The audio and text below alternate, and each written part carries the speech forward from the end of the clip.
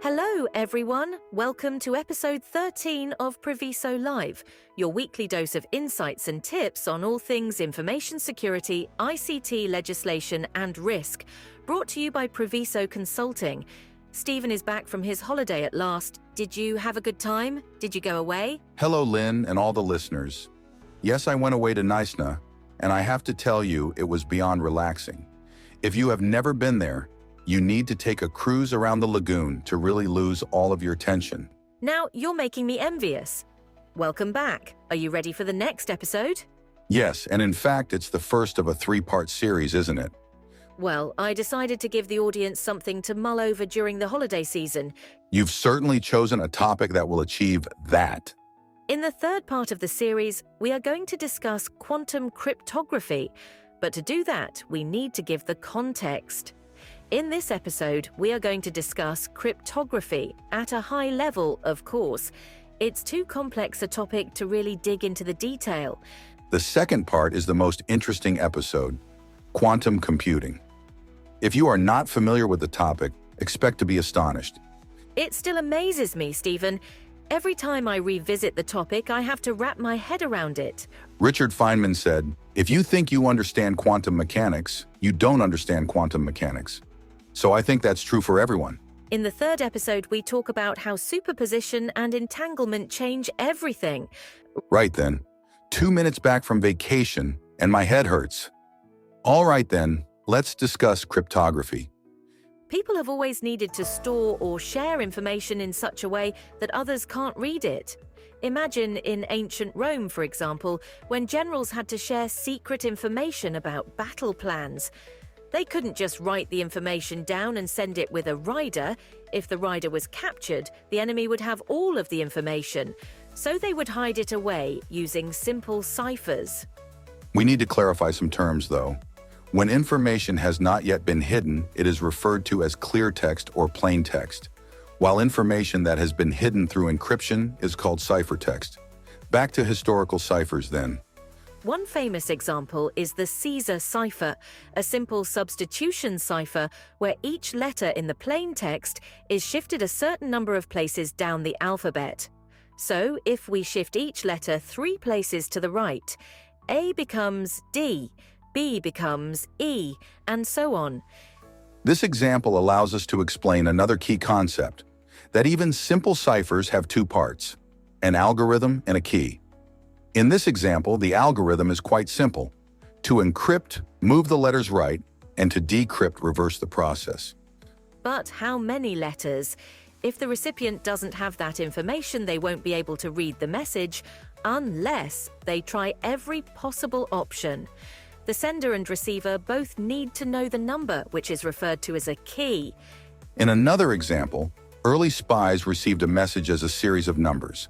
The numbers were read in pairs, with the first number referring to a page and the second indicating which word on the page should be read. In this case, the key would be the name and edition of the book. Applying the cipher to the wrong book would produce nothing meaningful. In another example, let's assume that the cipher replaces one letter with another in the alphabet, and vice versa. For example, every letter C is replaced with a J, and every instance of J is replaced with a C. It's a very weak cipher, but allows us to demonstrate a principle. The sender and the recipient would use the same algorithm to encrypt and decrypt the message. This is referred to as symmetrical encryption. There is only one key, and both applied the same process. Asymmetrical encryption uses one key to encrypt the message and a different key to decrypt it. Imagine that you have a private key that nobody else knows. You share it with a friend who similarly keeps it secret. If your friend can now decrypt a message with your key, they know it comes from you because nobody else knows the key. It is a shared secret that allows you to confirm your identity. This powerful and necessary capability in online commerce is at the heart of online identity. This is how cryptography is handled in internet communications.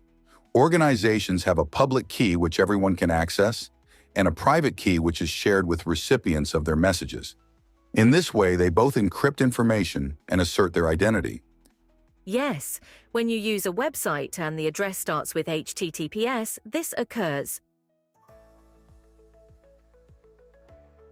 Okay, we've discussed a very complex subject very quickly. We have barely scratched the surface, but a lot of information is available online.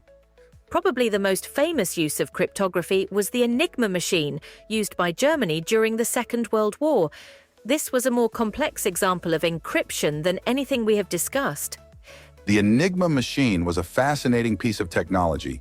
It used a daily key that only lasted 12 hours, and a series of rotors, plugboard connections, and a ring to change the algorithm when encrypting or decrypting messages, making it incredibly difficult to crack. We discussed Alan Turing before on the P-Doom episode, and I keep saying we need to discuss his contribution and history. However, he built an early computer called the Colossus, with which the Allies could break the Enigma code, giving them a significant advantage in the war. Like every technology, cryptography can be used for positive and negative purposes. It is foundational when establishing virtual private networks, or VPNs, which allow users to access corporate assets safely.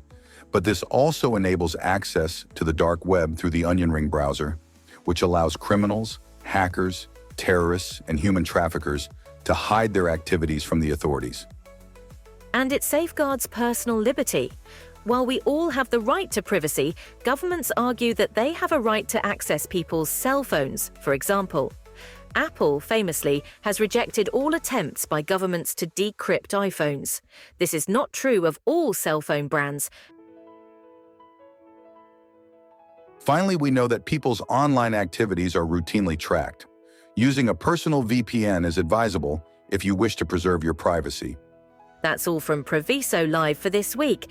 Thank you for tuning in, and we hope you found this episode interesting. If you want to hear more of the same, don't forget to subscribe or like our channel to receive future episodes. You can find us on all major podcast channels, including Apple, Samsung, Spotify, iHeartRadio, and YouTube. As always, this is sponsored by Priviso Consulting, your partner when trust matters. Until next week, stay safe.